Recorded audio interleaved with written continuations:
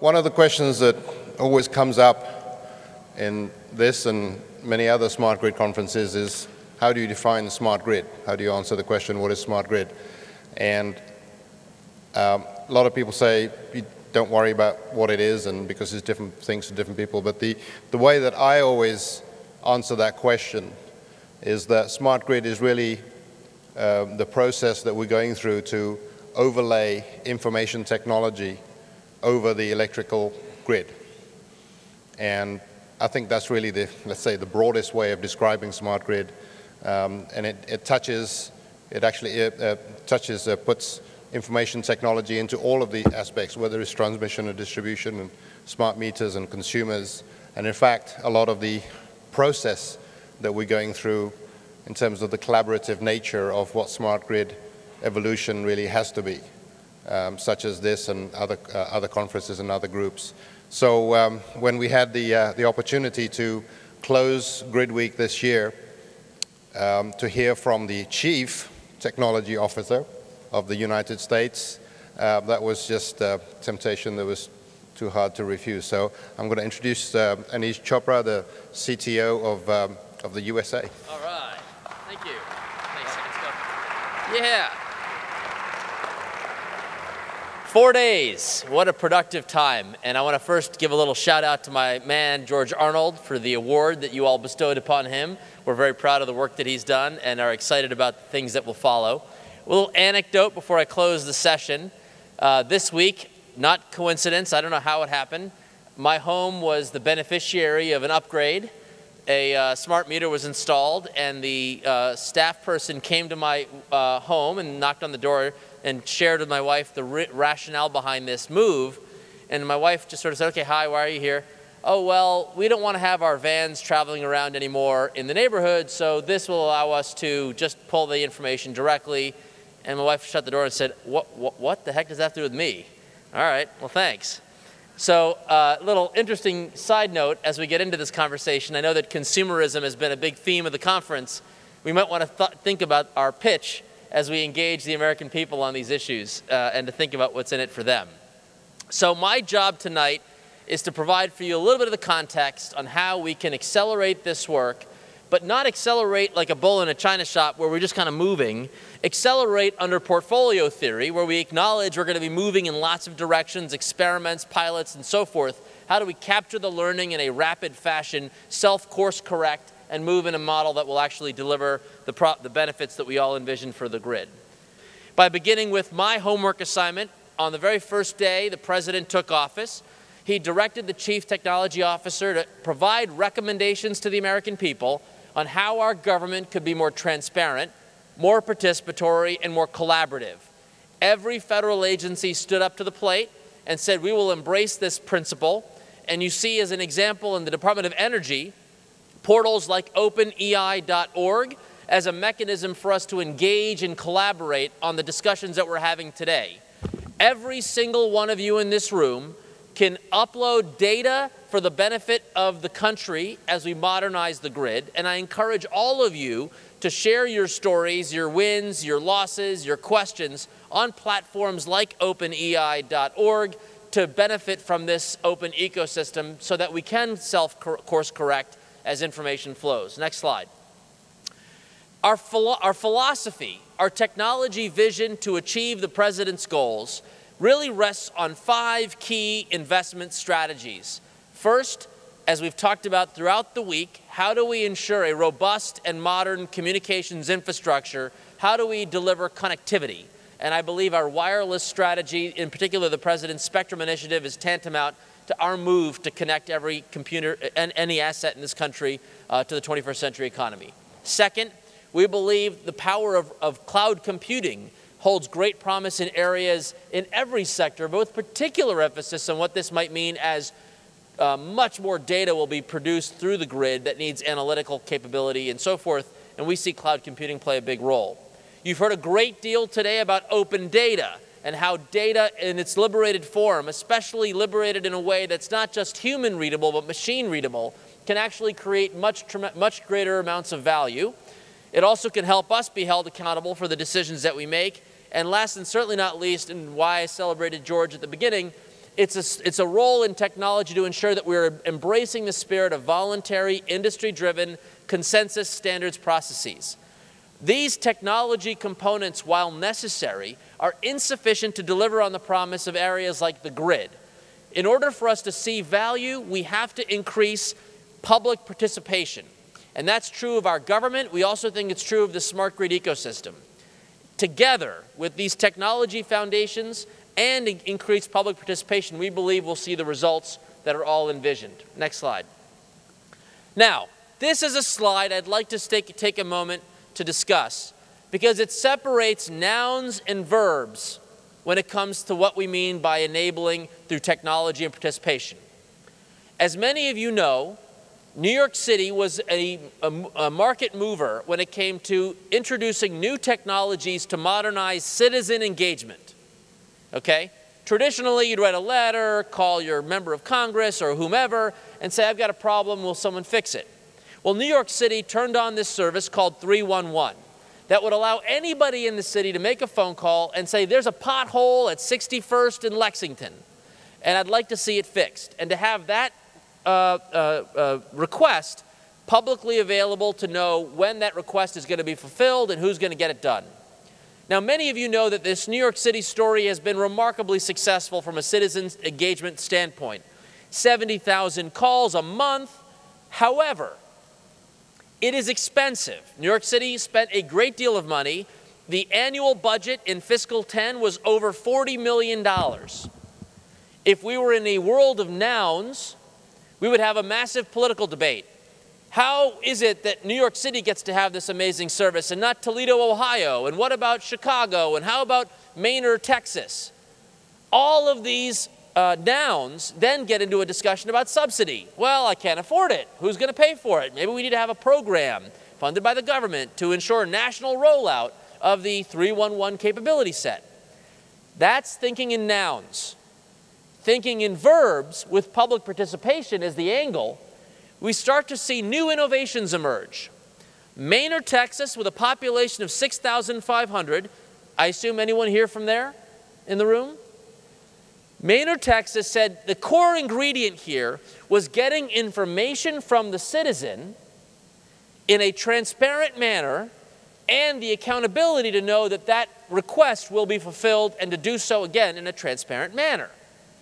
So Maynard, Texas didn't have the money to stand up a fancy little system, but they saw that because of the power of the internet, new technologies were emerging, and See, Click, Fix, a relatively cheap web-based, cloud-based system, allows anyone with a cell phone to make a phone call or to take a picture of that pothole and upload it and have it available in a GIS-like system, in this case Google Maps, and to have the staff report back when they're going to make that transaction complete.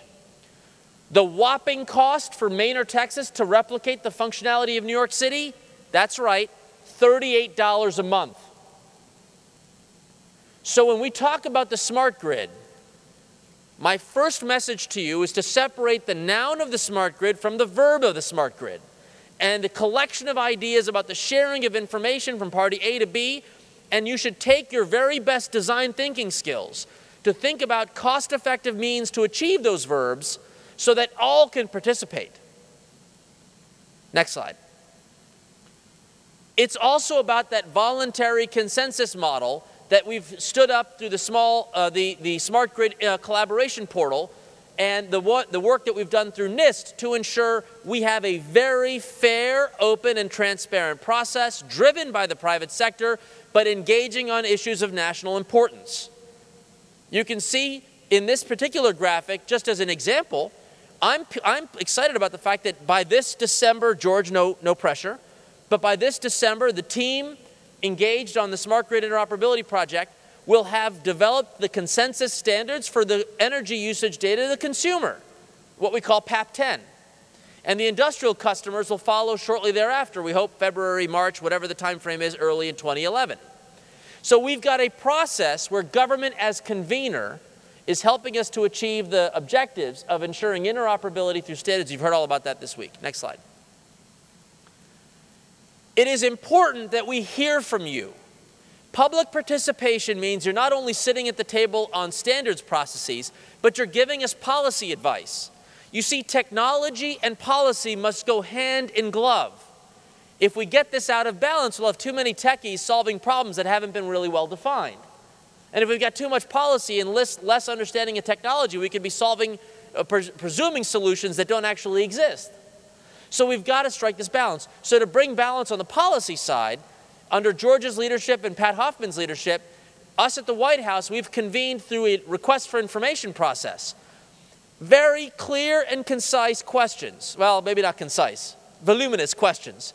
To get your input on 7 key questions relating to the policy consensus of the grid.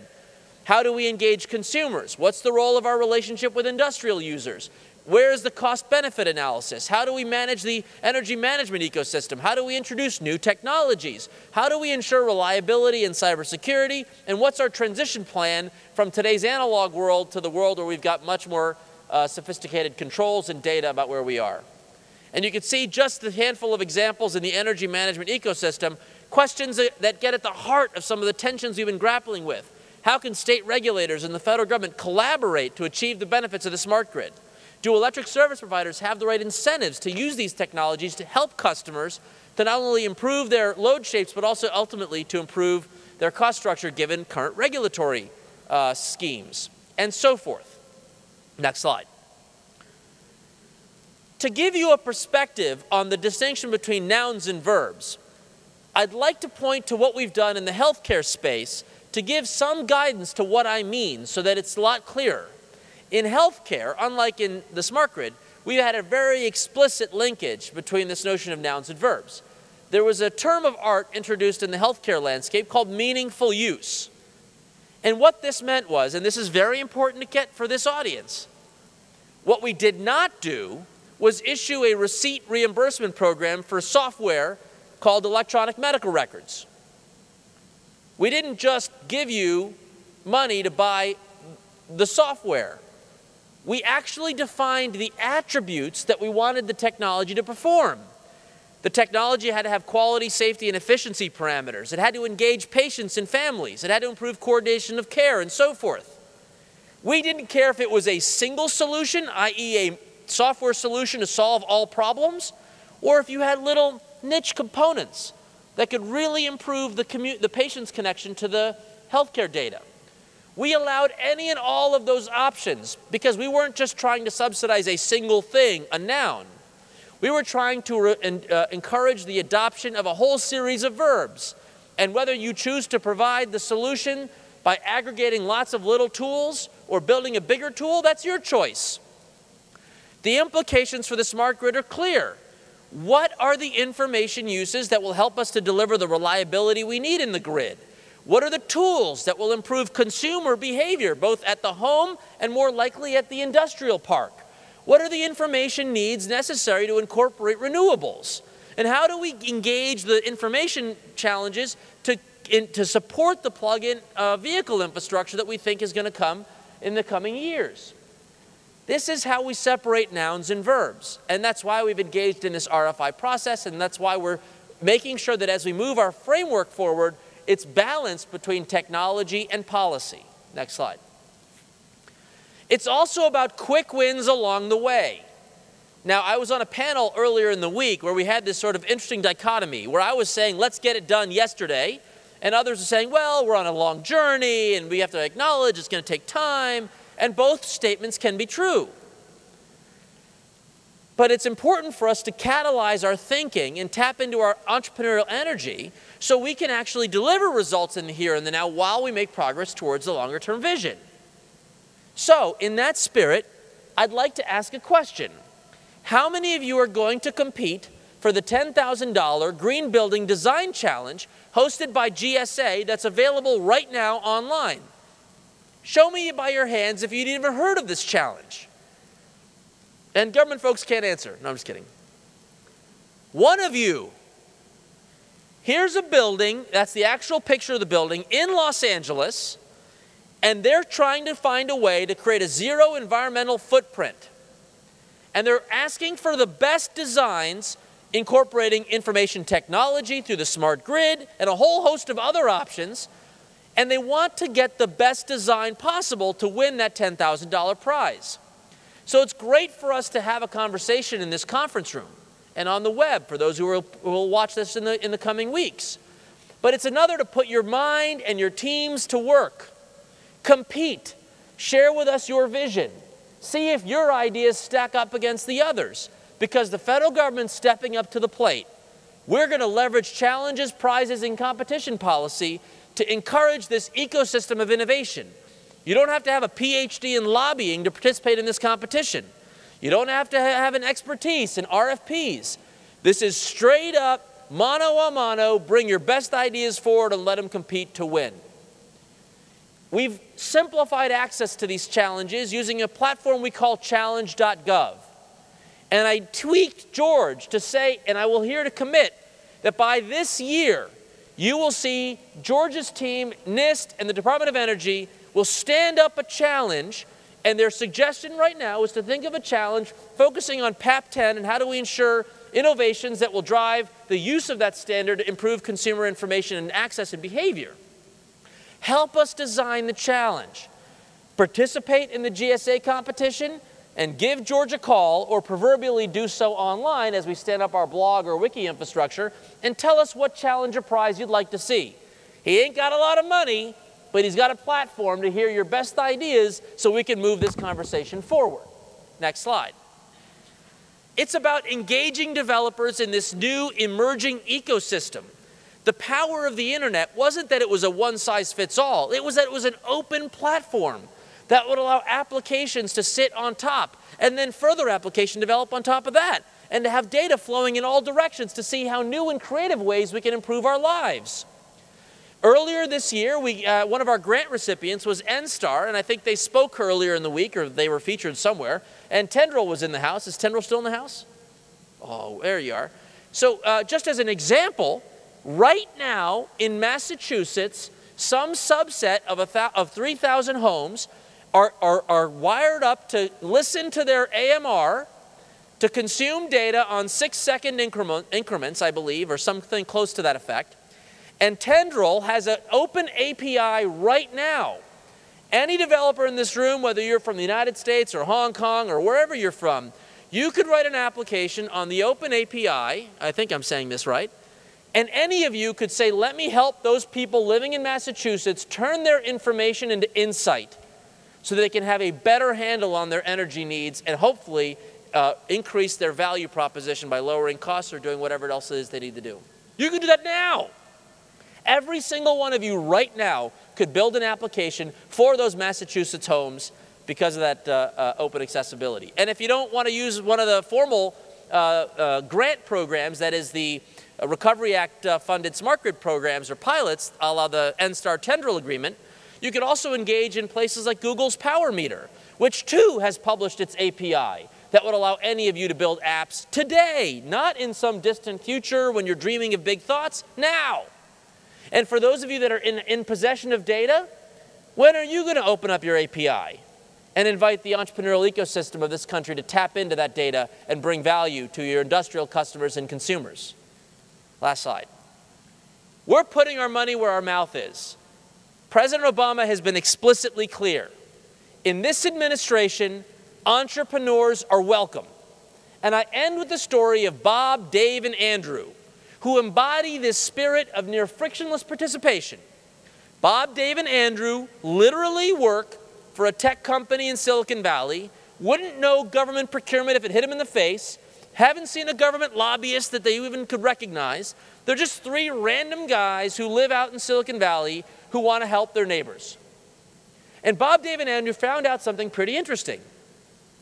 It turned out that as part of our Open Government Initiative, the Federal Register, which is the insider's guide to government, but it really is the daily newspaper of the American people and their government, we published the Federal Register using XML, which is a developer language, or developer platform, and we invited any and everyone to come in and remix, if you will, the Federal Register so that it's more accessible to the American people. The Consumer Electronics Association put out a competition, the Apps for Innovation Contest, And Bob, Dave, and Andrew found out about it and decided to compete. And yes, they came in first place. And in January of 2010, they had the chance to celebrate their victory. Within 3 months, the Archivist of the United States, the person responsible for the Federal Register, picked up the phone and called Bob, Dave, and Andrew. And he said, my goodness, your development of the Federal Register is so much cooler than mine. The 75th anniversary of the Federal Register was in July. And he asked Bob, Dave, and Andrew, could we tap into your mojo and have your platform serve as the website for federalregister.gov? Bob, Dave, and Andrew looked at him and said, sure. And sure enough, 3 months later, standing at the National Archives with the archivist, Bob, Dave, and Andrew celebrated the fact that their design is now the standard bearer for federalregister.gov. 3 random guys who wouldn't know government procurement again if they knew about it are now the centerpiece of a signature daily newspaper for the American people. That's why the president at the end of September, when he signed the small business bill, challenged us to spur more entrepreneurship. It's a challenge, he said, that requires businesses and leaders and universities and others to seek out new ways to promote entrepreneurship across this country. If there's an area for entrepreneurship that needs it now, it is our smart grid. Utilities, how are you going to engage this entrepreneurial ecosystem? Nonprofits and other stakeholders, how will you catalyze this innovation? What are we going to do as policymakers to nurture and inspire folks? Whether you're at a big company or a little guy, you're welcome. We need you. We want you. That's what this conference was about. That's what I'm here to share with you. I wish you luck. Enjoy the rest of your day. Bye-bye. Wow. That was great, Aneesh. Thank you, thank you. Thank you very much. So basically, I think we have a choice. You all have a choice. Do we go forward in a collaborative manner and make this happen? Or do we close up and do some other proprietary and sort of different thing individually and compete and not make progress? And I think by being here this week, you've indicated a signal that you want to work in a collaborative manner. The whole process of putting together GridWeek with partners and sponsors and speakers, dozens, hundreds, in fact, of speakers have been very much collaborative.